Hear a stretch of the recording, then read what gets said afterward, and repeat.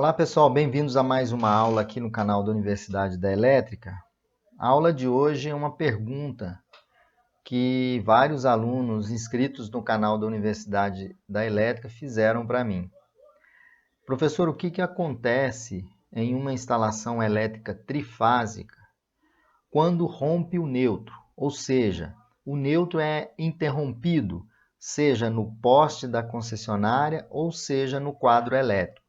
Veja o que acontece, ou na verdade, o que pode acontecer quando o neutro é interrompido. Prestem bastante atenção. Bom, agora vamos ao assunto que interessa, quando eu tenho a perda do neutro.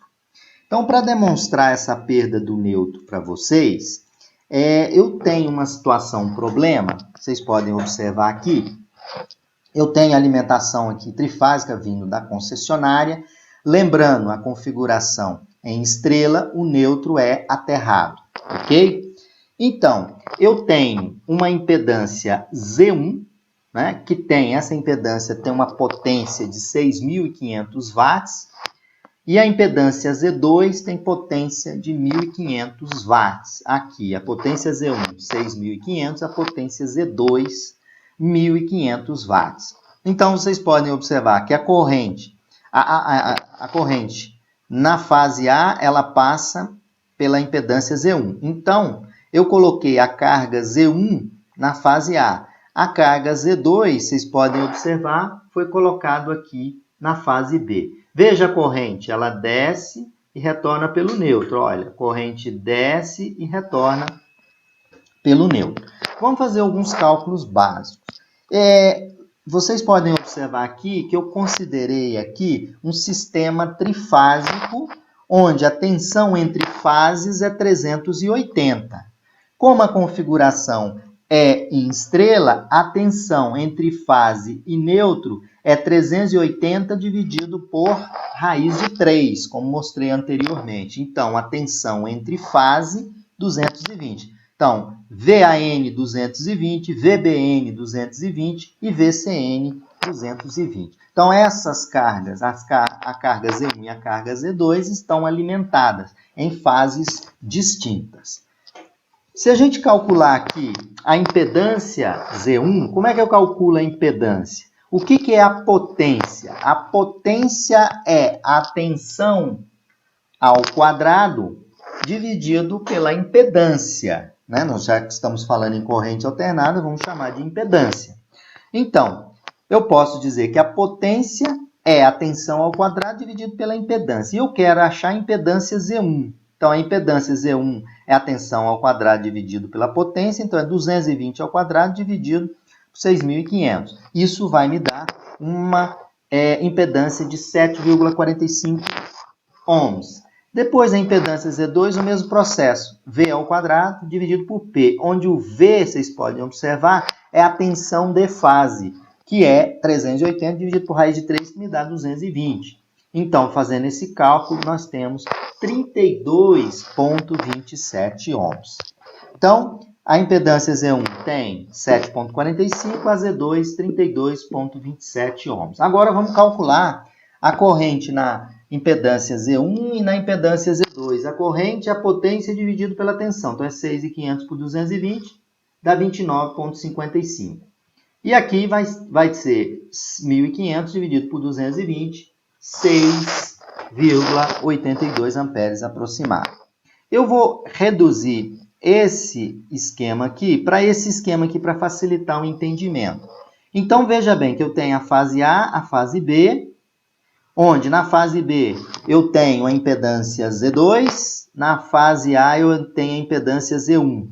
E no meio tem o ponto de derivação, que é o neutro. Então, eu posso dizer que VAN vale 220 no nosso exemplo, VBN também vale 220.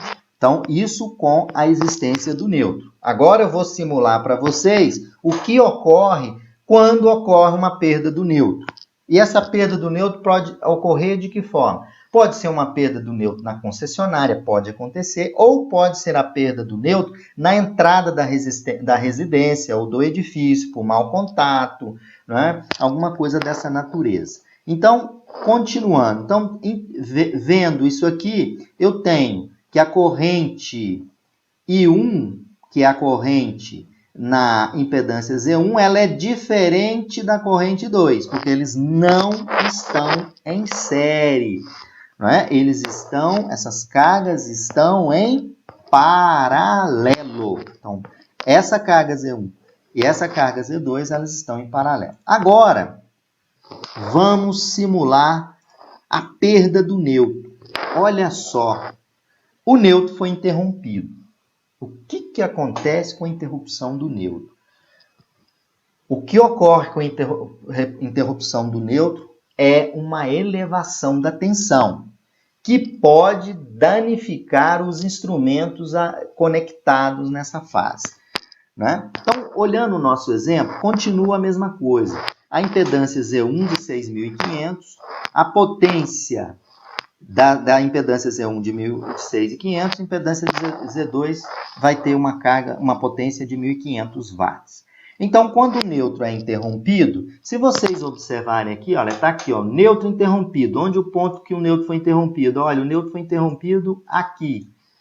A partir do momento que o nêutron foi interrompido, prestem atenção nessa corrente aqui, pessoal. Olha, a corrente na linha da fase A, ela vem, passa, olha, a corrente vem, retorna e passa pela mesma impedância Z2, pela impedância Z2. O que significa isso? Quando eu tenho a perda do nêutron, as minhas duas cargas ficam em série. Olha aqui a perda do nêutron.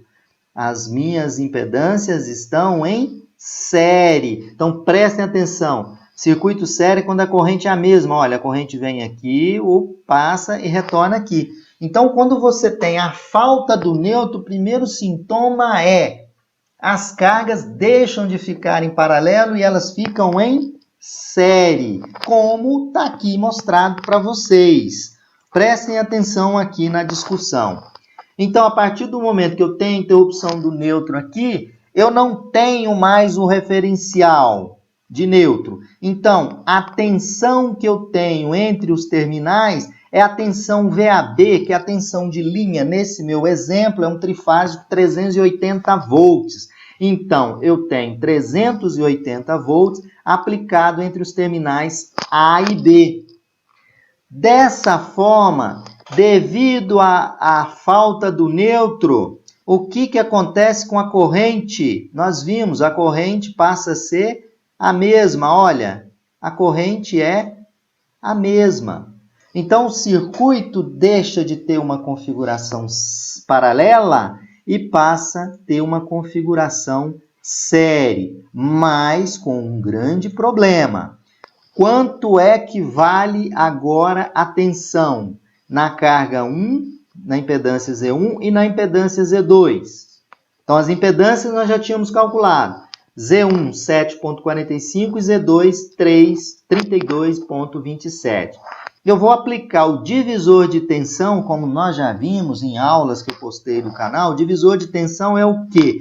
Ou vocês aplicam um divisor de tensão que sai de forma mais rápida ou acha a corrente. Então, eu vou fazer o seguinte. Divisor de tensão, eu quero achar a tensão V1, que é a tensão em cima dessa impedância.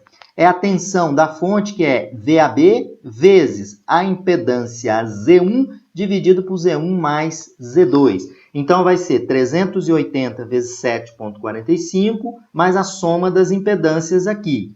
Isso vai me dar 71,27 volts. Ou seja, a tensão na minha impedância Z1, aqui, ó, é 71,27. E agora, quanto que vale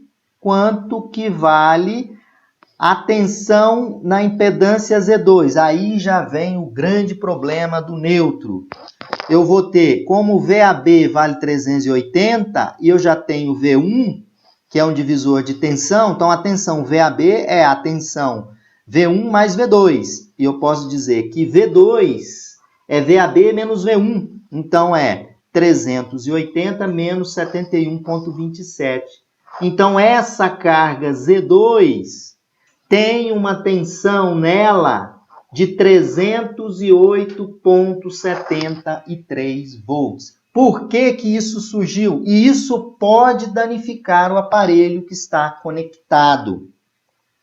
Então, a perda do neutro provoca a elevação da tensão. Podemos dizer assim, que quando eu tenho uma perda do neutro, esse neutro transforma numa fase, por exemplo. Nesse exemplo, o prejuízo está na impedância Z2, ou seja, na carga Z2. Suponhamos que essa carga aqui seja um ar-condicionado, recebendo uma tensão de 308,73. Isso é prejudicial e pode danificar o equipamento. Outro ponto importante é que a partir do momento que você perde o neutro, as cargas em fases distintas, elas ficam em série, deixam de estar em paralelo, passam a estar em série. Então, a corrente é a mesma. Então, a corrente I1 e I2 é a mesma. Então, é 380 dividido pela soma das impedâncias. Então, a corrente que circula agora aqui é a mesma corrente, correto? E o valor dessa corrente, vocês podem observar aqui embaixo, é 9,57. Então, a falta do neutro poderá provocar a queima de aparelhos ligado entre uma das fases e o neutro, como é o caso que eu mostrei aqui. Então, o circuito deixa de estar numa configuração paralela quando eles estão em fases distintas aqui. E isso pode provocar a queima do equipamento. Então, pois bem, pessoal, vocês viram de forma bem básica, bem simples aqui, né, o que provoca a ausência do neutro, ou seja, a perda do neutro. É um dos motivos que explica, o neutro não deve ser interrompido. Não se coloca disjuntor no neutro, por quê? Porque se alguém interrompe o neutro, você vai ter esse efeito que eu mostrei aqui para vocês, ok? Bom, pessoal, agora tem uma outra questão que muitas pessoas, né, muitos eletricistas cometem um erro. É o seguinte, se uma instalação elétrica não tem aterramento, primeira providência, pessoal, é instalar um sistema de aterramento. Dê um jeito, de uma forma ou de outra, instala o sistema de aterramento. Eu não posso usar o neutro como terra. Por quê? Então veja nesse meu exemplo aqui. A minha carga Z1 é um chuveiro. Se vocês olharem aqui, eu fiz bem simplesinho para vocês. Nessa instalação elétrica, por exemplo, o meu chuveiro não tem terra. Aí alguém foi lá, naquele fiozinho verde do terra, e ligou o neutro. Então, o neutro está ligado no terra. Olha aqui, ó, neutro no terra. E o que isso vai provocar? Então, aquela impedância Z1 é o chuveiro. Então, na falta do neutro, ocorreu um problema, um mau contato, o neutro falhou. Não tem o neutro. Se eu não tenho neutro, essas impedâncias, elas ficam em série. E aí, o que vai acontecer no meu chuveiro? Vai circular uma corrente que vai passar pela água, pela torneira. E isso pode matar a pessoa através de um choque elétrico. Então, pessoal, não utilize o neutro nessa configuração que eu estou mostrando aqui, né?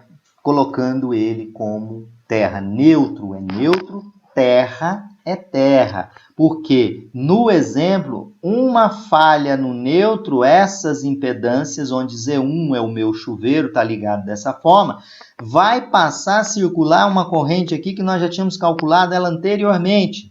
Essa corrente vai circular, né, pelo fluxo de água, né? Então, tocou na torneira para ligar o chuveiro, né, em caso de uma falha no neutro, numa ausência do neutro. Então, dessa forma, a gente tenta mostrar para vocês a importância de entender o que ocorre com uma falha do neutro e entender que eu não posso utilizar o neutro como terra, por exemplo, nessa configuração que eu apresentei para vocês, né? Vamos imaginar que essa carga Z1, ela não seja um chuveiro, ela seja, por exemplo,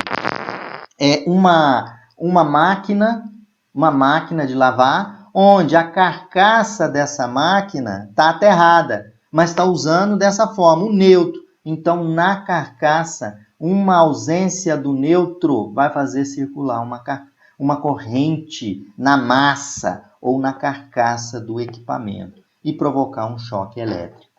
Então, não, neutro é neutro e terra é terra.